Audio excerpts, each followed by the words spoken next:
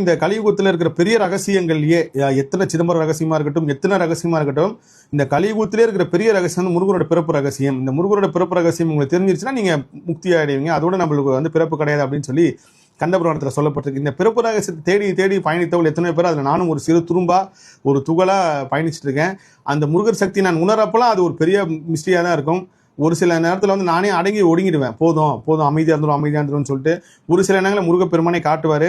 இன்னொரு பெரிய ஆச்சரியம் என்னன்னா, முருகர் ஆராய்ச்சியில் நான் உணர்ந்த விஷயம் என்னன்னா, முருகப்பெருமானுக்கு பிறக்கும் போதே மயில் வாகனம் இருந்ததாகவும், மயில் அவருக்கு ரொம்ப நாள் இருந்தான்னு சொல்லப்படுது. ஆனால் முருகப்பெருமானுக்கு பிறக்கும் போது தாமரை முதல் கொண்டு சிங்கமுகம், ஆடு, அதே மாதிரி யானை முருகப்பெருமான் வாகனமாக இருந்திருக்கு. இவ்வளோ விஷயங்கள் வந்திருக்கு. அதே போல் மகாபாரதம் ராமாயணம் எப்படி ஒரு பெண் சம்மந்தப்பட்ட ஒரு விஷயமோ, அதே மாதிரி கந்தபுராணம் ஒரு பெண் சம்மந்தப்பட்டதான் ஆரம்பிச்சிருக்கு.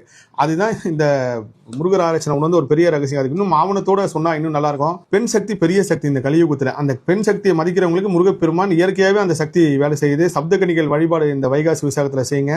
அதே போல இந்த கலியுகம் தோன்றதுலேருந்து இப்போ நம்ம இருக்கிற வரைக்கும், இந்த 2026 வரைக்கும் நம்ம முன்னோர்கள் எல்லாருமே தெய்வமே சேர்த்து ஒரு விஷயத்தை வந்து ஊக்குவிச்சாங்க. அது தோற்றுவித்தாங்கன்னு தான் சொல்றோம். என்னன்னா பௌர்ணமி, நம்மளோட எல்லா நிகழ்வுகளும், எல்லா வழிபாடுகளும், எல்லா சடங்குகளும் பௌர்ணமி சார்ந்தே தொடர்ந்து இருக்கும். அது காரணம் என்னன்னா, அதுவும் பெண் சக்தி தான்.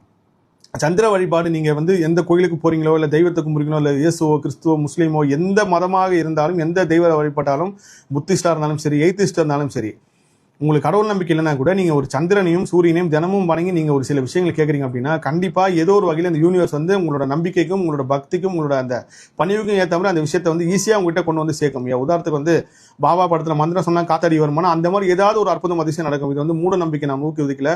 ஆனால் நான் கர்மாராய்ச்சியில் உணர்ந்து இப்படியெல்லாம் வழிபாடு இருந்திருக்கு. அந்த வழிபாடுக்குள்ள ஒரு முக்கிய பிள்ளையார் சுழியா பார்த்தே முருகப்பெருமான் இருந்திருக்காரு. இது ஒரு பெரிய அற்புதம் அதிசயம் என்னோட முருகர் ஆராய்ச்சி நான் உணர்ந்தது.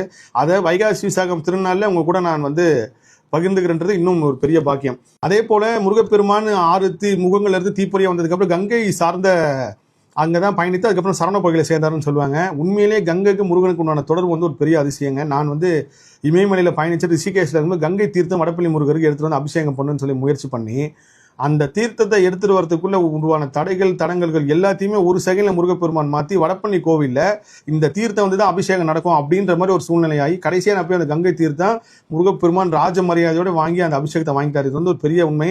நீங்கள் அதனால எந்த அபிஷேகம் பண்ணாலும் சரி, நீங்கள் பாலை ஊற்றினாலும் சரி, தயிர், தேன் எவ்வளவு பண்ணாலும் அந்த நீருக்கு உண்டான சக்தி வந்து ஒரு பெரிய சக்தி. அந்த நீரையும் நிலத்தையும் அந்த நெருப்பையும் இந்த பஞ்சபூதம் எல்லா சக்தியுமே முருகர் வந்து மயிலாவும் சேலாவும் காத்து வச்சிருக்காரு. இதை பற்றி நான் முன்னாடியே நிறைய காணொலிகளை வந்து நான் சொல்லியிருக்கேன். அந்த பழைய காணொலி நீங்கள் பார்க்கும்போது புரியும்.